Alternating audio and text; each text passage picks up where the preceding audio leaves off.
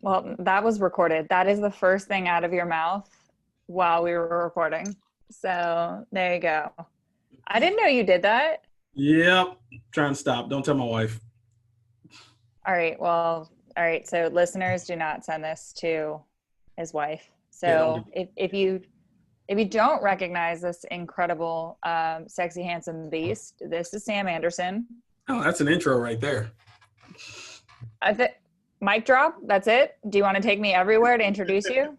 Might have to do that. Mm.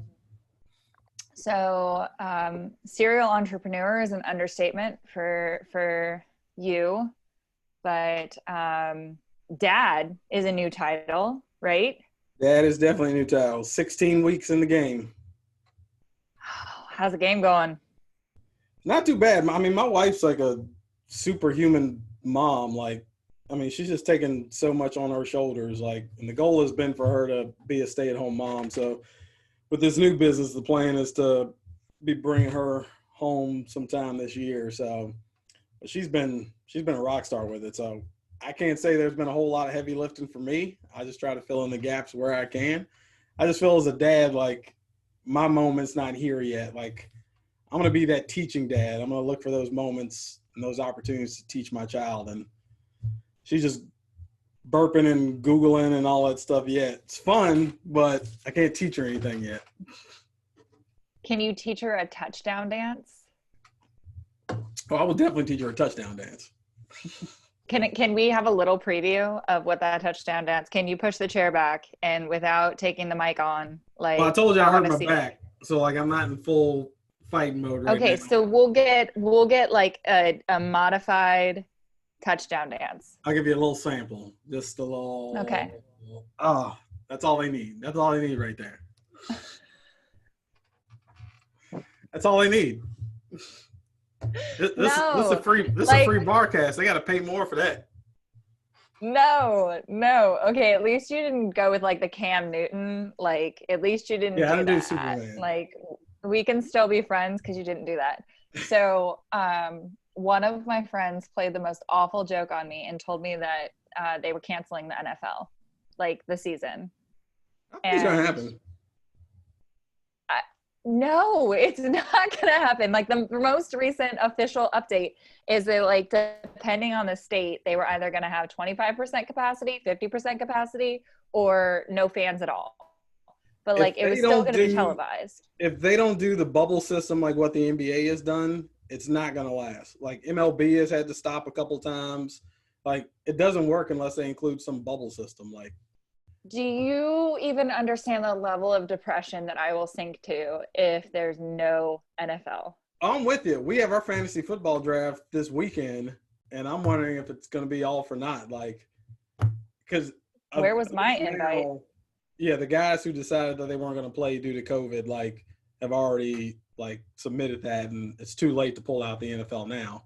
So if you're in it, you're playing this year. But I've been more excited about the Mike Tyson fight. Him and Roy Jones Jr. I've been thinking that's going to be the biggest thing in sports this year, seeing those two guys fight. I would love to see my Steelers tear it up this season, but I don't think the NFL's protecting players the way the NBA is. And you look at college football. I mean, so many of those divisions and teams have pulled out. Like, I just don't know if it's going to happen. Oh, Sam, like we haven't talked in months, and this is what you come out with. Hey, I'm a very optimistic person, but I'm also a realist. I can't even. Have you seen the NBA bubble games? Like, did you see? I posted on Facebook stories because the first. No, the Black Lives Matter that they have across the court. It was the Clippers versus the Lakers. Confess, I haven't seen any games since then. And I'm not really a true NBA fan, but I'm from SoCal. And so it was the Clippers and the Lakers. And when I went to U of A, Bree Walton was on our volleyball team. And it wasn't Bree, it was Bree Ladd back then, but Bree Walton now. And he played for the Lakers and coached the Lakers. And we won't talk about that part. But So like I kind of had to go for the Lakers. My uncle is a huge Lakers fan, but in that kind of a situation, like I can't lose either way, and LA team's gonna win. So I kind of turned it on, and like they were running back and forth, and I was like, no, they didn't. Yes, they did. So I totally did an Instagram stories and was like, you know what? To like take paint and put it on a freaking floor and broadcast that, and not have it be some stupid graphic that is just like temporary, but to be like, here it is. Like, and then all the jerseys, and I was like, I was gonna say, in awe. I was NBA's proud doing of them. right. I know President Trump doesn't like that, but I think the NBA's doing. I didn't ask him. Yeah, I did not ask him for his approval on my Facebook stories, nor do I need it. But those guys are truly taking a stance. WNBA, I think, even went more hardcore when things started out. I think the WNBA has gotten a whole lot more views based on their stance. I think the first game in the bubble, I think both teams actually, one of the first games, they both walked out during the national anthem. Now, a lot of people take that as a sign of disrespect to the flag, but it's not. It's literally them protesting about the injustices that are going on in this country. So some people choose to take that as a slap in the face against Americans. I don't, because people have explained over and over again what that actually means. When you're taking a knee, when you're walking out at a moment like that, it's not to disrespect the flag. It's to stand up for social injustices. But, I mean, no other sports league has done what the NBA is doing right now with that. The fact that they have, 20 different sayings that you can put on the back of your jersey and your name's all the way at the bottom of the jersey, and that's what people are seeing every time they watch an NBA game. Like, to me, it's a beautiful thing. I need to go watch the WNBA. So, cause I got to get caught up on that. Full transparency. What was it? 2 years ago, Colin Kaepernick, I could have decked that guy. I did not understand, like growing up, I grew up in a military family. Right. Mm-hmm. And so like, without having any conversation or any, like being completely ignorant to his rationale, just seeing what I saw, and I'm being transparent in the aspect that I didn't, stop and call him and be like, hey bro, why? Not that he owes me or anybody an explanation. Right. So, I brought it up with my dad and my husband, both Army, and they're like, no, we're down for it. Like, that's why we go to war. Like, that's why we fight these battles, is so that you have the right to do that. And I was thinking like I would have this army of my family behind me being like, that's so like everything that you just said. And I've done like a complete 180. I can totally say I've done a complete 180 and like totally get the big picture now. And I don't know if you saw, forget about that with Kaepernick. People forget that he spoke to a white man who was active duty. He had a private conversation with that man, because the first time Colin Kaepernick did it, he just sat on the bench.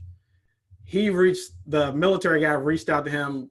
Colin flew him out to wherever he was. They had a personal one-on-one meeting.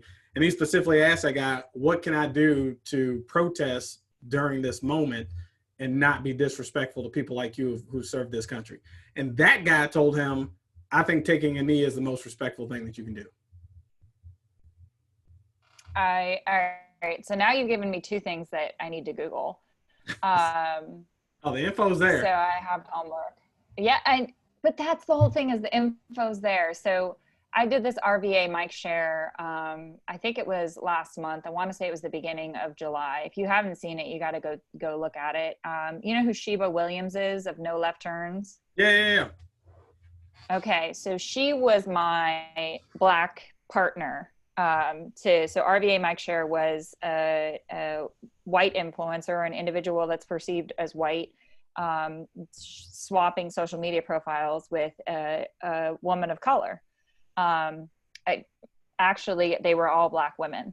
And so she was my sister for the week. And I can say that now because the experience she and I went through was just amazing. And on one day, I think it was Throwback Thursday, we actually did like a picture of her growing up and a picture of me growing up, in like comparison of that versus college versus our weddings versus all of this, just to kind of see the similarities and also the differences. Mm-hmm. But the conversations that her and I had, I mean, we went live with them. no editing, no filtering, and she could tell me to go kick rocks. But just like the way that, even the explanation, her and I had this discussion about the defund the police movement, because I have law enforcement clients. Mhm. And, you know, there's police officers. I'm a retired mental health professional, but there's police officers that are totally for the defund the police movement. And now, like, with that understanding, like, you know, and doing your own research, I think that's the biggest thing that I think is coming from Sam and I's convo, is like, just don't look at Facebook and get like the headline and then make an opinion. Like, don't just look at the picture, like look at the whole person. And Because like with this most get the recent whole shooting that just took story. place, did you hear about the shooting that took place like a day or two ago? So Yeah. obviously that's going to stir some stuff up. I saw another post come up that talked about, because there's always, in my mind, obviously I'm a black man first before anything else. I will take the time when I see something. My first thought is, well, what happened before the video started? Because anytime videos like that come out, we never get the full video initially. It's just this one snippet that you can take and translate however you want. So I saw another gentleman post something, and I don't know where he got this information, and I still haven't seen anything to date about this. But he said in his post that the police were telling them to comply. They initially pulled out their tasers. They went to discharge their taser, and it wouldn't work. So at that point, that's when the guy proceeded to walk around. He zoomed in on the picture of the guy, it appears that he has something in his hand. The post was claiming that he had a knife in his hand, but you cannot tell that from how grainy the image was when you go to zoom in. To me, it looks like it could be a cell phone, it could be a lighter, like it could literally be anything. At that moment, when he walked all the way around the car and opened his door, this gentleman was expressing that he had already told the cops that he has a gun in his car and he's planning on using it on him. So by the time he got to the front door, that's when they discharged and shot him 7 times. Kind of hard for me to believe. There were 2 cops there. So if one went to discharge his taser and it didn't work, you're telling me, how often can that happen, that 2 cops are going to be on scene and both their tasers malfunction and they're not able to work? And why are we going straight to the chest and trying to shoot somebody? Like, if the idea is to stop them from what they're doing, why is it all these major organs that they're aiming at, not like shooting at somebody's leg? Because the story initially came out that this guy was there on site breaking up a fight between 2 women, and then all this stuff happened. His kids were in the back seat. I don't know why he walked around. And I have to say this too. As black people, we have to follow orders and listen to what the cops are saying. It's better in that moment to obey and get stuff settled in court than end up with 7 bullets in your body. Now, luckily, this young man is still stable and he's alive, surprisingly. But that was one of my first initial thoughts: is, man, why is he just not complying? Like, we don't have to take it that far. You know, we have so much work to do as humanity. You know, I'm going all the way back to, you said I'm a black man first. And the reason that I'm going back there is because I initially told my best friend, who is a black non-binary individual, that I don't see color. I was raised in Southern California. And so I made the statement that I didn't. Don't say that. I said, I know. I said, I didn't know racism still existed like this until I moved to Virginia. And they said, you know, that is your own privilege, your own level of privilege, right? And I recognize that. And so I'm doing the work every single day.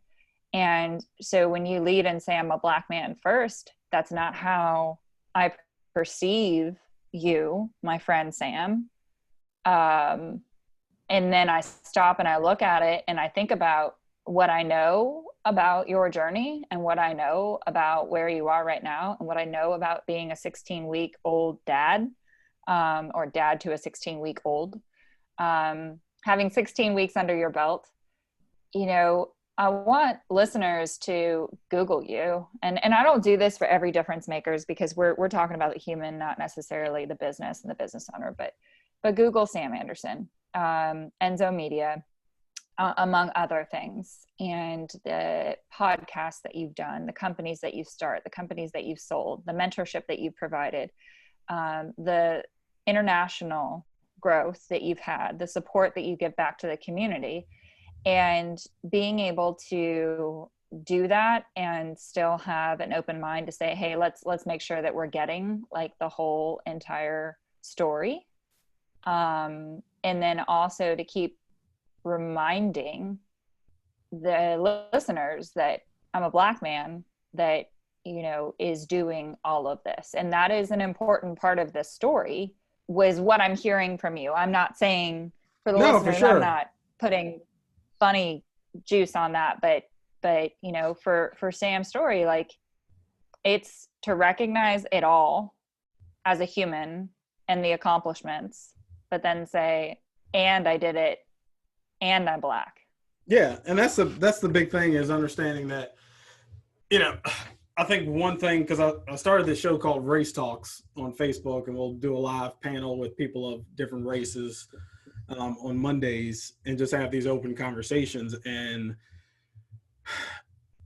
you know, it's understanding, when you go back to the fact that, you know, when someone uses the term, I don't see color, well, you're taking away from what it's taken for me to accomplish what I have in my life. Mm-hmm. The journey, and I'm not saying just simply because you're white, like this goes into the white privilege conversation, which, you know, I'm married to a white woman.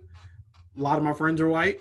They just didn't understand the concept of white privilege. Like, generally, if you haven't done your research and you don't know what that means, people generally automatically assume what that means is it has to do with your economic status. Oh, because you're white, you're better off financially than I am. That's not what it means at all. It means that you're afforded certain opportunities that people of color are not. It means that you can go about your day and live a life without someone watching over your shoulder. So generally, and I'm making a very general statement, this isn't exactly the way it is for everybody, but 9 times out of 10, if a white person gets pulled over by a cop, the first thought in your head isn't, am I going to see my kids and husband tonight? You're not worried about the fact that you may get gunned down. As a Black man, I've never experienced something like that, where a cop has pulled me over, and I take that back. One time, and it wasn't too long ago, where I was concerned for my life. But for the most part, majority of my life, that hasn't been the case. The fact that a white person can walk into Target and not have somebody following them around expecting them to steal something. All those little things are white privilege. The fact that I've had certain doors shut in my face when I was more than qualified, I was passed up for the job because they wanted a white person in that position. So that's not to say woe is me, and you know, I'm just going to kick back because this is the way the system is built. It's built to work against me. I just have to work 10 times harder. And I remember seeing a video where I think it was like a football coach or something like that, and he had all these kids stand on one line, and he said, "Take one step forward if you live in a 2-parent household. Take another step forward if you've had this. Take another step forward if you had that." So by the end of that, 90% of the Black people were still at the starting line, and all these white people had like a 10-step head start. And he said, "I want all of you to turn around and look back at that and realize, you know," and I think the majority of those Black guys over there were like guys that were on the football team that would smoke any of them in a foot race on an equal level. Yeah. But it's like, simply because of the color of your skin, you've been afforded these privileges that you guys aren't starting in the same position for your race. They're at a huge disadvantage because you've had all these things along the way to kind of give you a step up. And that's literally what it is. And just understanding, so when someone says, I don't see color, you're discounting the extra work that I've had to put in to get where I am today. It's not easy being an entrepreneur, let alone a Black entrepreneur. I've been very cognizant of the fact that, you know, when I've started businesses and had business partners, all of them have been white, because I know that there are certain doors that they're going to open that I just can't. Now, 9 times out of 10, when somebody gets a chance to meet me and we're able to talk, like they see I know what I'm talking about and I'm qualified for the job, you know, we're willing to move on past that. But a lot of people will just look at things on the surface and say, nah, I'm not interested. You're more than qualified. I can tell you that. And, you know, there's also something that I fought against was, like, I think you've seen my dad. My dad's brown. Mm-hmm. and my mom's Irish, like 100%. And so my oldest daughter, looks skin tone wise very different than me. And so I fought against this identity of not wanting to be white. But at the end of the day, I get perceived as a white female, like irregardless. There's people can say, well, I don't benefit from white privilege because I'm X, Y, and Z. There is, I think it's How to Be an Anti-Racist. I can't think of the author right now, but it was the discussion of how dark your skin is versus the perceptions and how you're treated. So even he was saying like lighter skinned individual, Black individuals or individuals who are Black, to have favorable conditions than, darker skin. So like, I think the moral of the story is right now is the best time to educate yourself was 100 years ago. The second best time to educate yourself is right now. Do not hit my Sam up and ask him to educate you. That is your homework and your homework alone. That is not his job. He has enough jobs. I can attest to that. Yes, I do. And he crushes them. But so I'm gonna leave the listeners with two of my favorite edumacation books.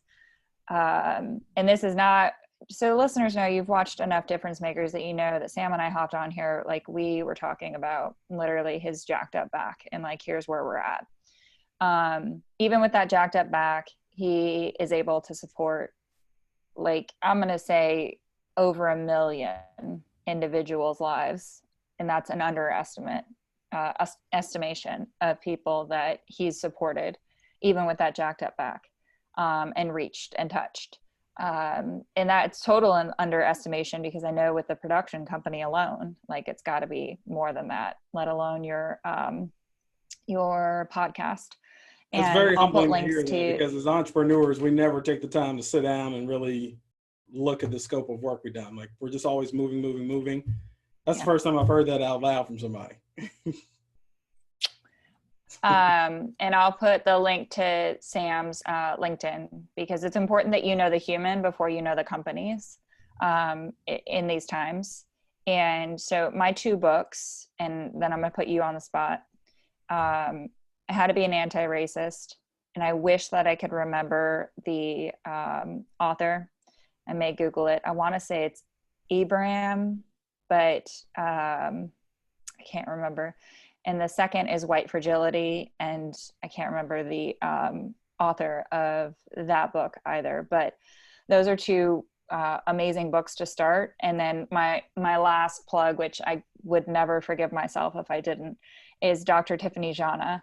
Anything that they write is incredible, because it's from a perspective of an individual with a disability, an individual who is Black, an individual who is non-binary. And it's co-authored for most of their books are co-authored with another individual with another perspective. And so it's like getting a twofer when you read their books. So, and just Google Dr. Tiffany Jana and you'll get all of their books. Nice. I would say, so for me, I'll leave people with this. One is I saw a post the other day that I think kind of hits the nail on the head, and it was a young white guy holding up a sign, and it said, it's not Black versus white, it's everybody versus racism. This isn't a black and white or Asian and Mexican thing. It literally is us as a human race fighting against those who have these racist ideologies. Because to hold one population of people down for so long, that holds us all back ultimately. There are things now, seen before that, and we're working on some programs and stuff for the inner city and things like that. But if you're in the projects, you're told, like, if you can't ball, if you can't rap, you're stuck here. And there's so many different ways to get yourself in better situations than having to put your body on the line to be an NFL player or NBA player. And the chances that happen are slim to none. It's literally like winning the lottery. It's not an easy thing to do. But instead of a book recommendation, what I would recommend is the most benefit I've seen for people on this topic is talking to somebody outside your race, talking to somebody that's come from a different background than you. Just having a real honest conversation, because I've had to have those conversations with people too, because I can't assume certain things about somebody just because they're white. There's certain people I know that were raised in certain neighborhoods. Like some of my best clients and now friends, like came from areas where they didn't see any black faces till they were adults and moved on to different parts of the state. It's just the way some of these pockets are, like in our communities and in our country. So I would say literally just having a heart-to-heart conversation with somebody and understanding someone else's point of view. I think this is also a hard time to be white, because a lot of white people are just scared that, like, they want to do something.